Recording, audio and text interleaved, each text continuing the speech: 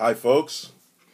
It's me again, Elgin Subway Surfer Bowling, your creative caricature marketing consultant. Check out my blog site at www.subwaysurfer.blogspot.com.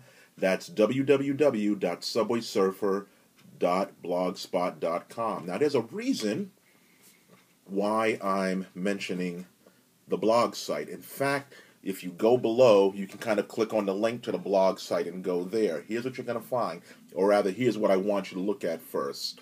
My blog site has been up since 2006, and it has the adventures of my subway surfing activities. I call subway surfing the real life drawing. It's extreme life drawing on the subways of New York City. Been doing it for years. Check that out. It has lots of interesting articles and other fun stuff, freelance job assignments, and general observations on life and living. Lots of good stuff on the Subway Surfer blog. If you look on the right-hand side of the blog, you're going to see a counter. You know, at this point, it's over 100,000 viewers. I don't know the exact number, but it's over 100,000. Today, I'm going to give you a secret. Once I give it to you, it won't be a secret anymore.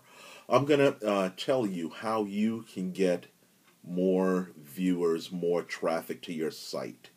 Okay? I'm going to give you the secret. And here it is. Actually, there's two things that I did at work. Number one, dramatic pause. Number one, post every day. Number two, don't be a selfish schmuck. Okay, let me go into the first one because it's obvious. If you are a serious artist, or say that you're serious, you got to work every day. You got to sketch every day. You got to have you have ideas every day. You're always going to be constantly working. And I mean whether you have a job or not. You're going to put that information down on a page, on the computer, however you get it, and as soon as you finish it, post it. Talk about it. Do this every day, okay? Because there's something about the internet that, I don't know, it kind of will pick up if you're doing stuff every day. And depending on the content that you put up, somebody is going to be searching for that particular topic. If you do this every day, two things are going to happen. Number one, you're going to get very knowledgeable about blogging in general, about posting in general. You're going to kind of get into a groove, okay, and find your own niche. I can't tell you what your niche is, but I can guarantee you, and I'm serious, I can guarantee you that if you blog, if you post, if you upload stuff every day, that you're going to find your niche. It's going to happen. But the only way that it can happen is that you discover it. This is how a writer finds his own voice.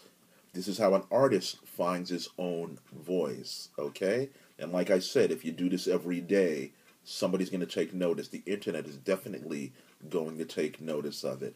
And it will be a process that will take time, but I can tell you it's something that's guaranteed to happen. So post every day. Number two, this is probably more important. Stop being a selfish schmuck. Now, most of my things are from personal experience because I used to be a schmuck, okay? And I'm very I look out for schmuck behavior in myself. Sometimes I still can be one, but I try to catch it. Here's what I mean by that. Most artists I'd find are very selfish. They don't mean to be, but they're very self-contained. It's all about them. Look at my work. Look at what I'm doing. Blah, blah, blah, blah, blah. Acknowledge that there are other sources out there. Acknowledge that there are other artists out there who are equally talented as you are. And then feature them on your blog. Here's a good example, something that I did. There are three artists that I really admire. Well, a couple of artists. One is Kenley Dillard. I admire his work. You can find him on the blog here. I admire caricature abstract expressionists. Chris Chua is one. Eric Goodwin or Godwin, I hope I pronounced his name right, and Andy Orzua. You know, I did some interviews with these guys a while back that you can find here on the blog also. Fantastic artists. You should check out their site. Now, here's the point that I'm making about that. If you feature and highlight and trumpet and celebrate other artists, here's what's going to happen. Number one, they'll come to your blog to check out their work. They'll tell their friends to come to your blog to check out that interview of them. And in the process of being at your blog, they'll check out your work. And maybe they'll tell their friends, hey, I came over here to check out, my friend's work, but check out this guy's work. Check out what he's doing. And they'll tell their friends, and so on, and so on, and so on. Now, I don't interview, and I don't feature other artists as a ploy to get more eyeballs to my site. Some people do. It just happens to be one of those happy accidents that happens. But you have to be open to featuring other people's work. You can't stay self-contained as an artist. This is a community. You have to open yourself up and let people in. Let people see other people who are doing similar things, and what do you do?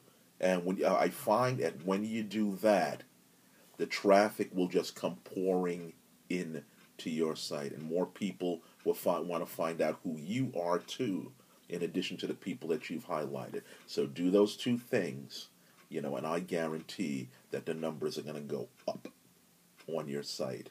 This is Elgin, Subway Surfer Bowling, your creative caricature marketing consultant. Stay tuned for more informative videos like this one was, hopefully. Take care.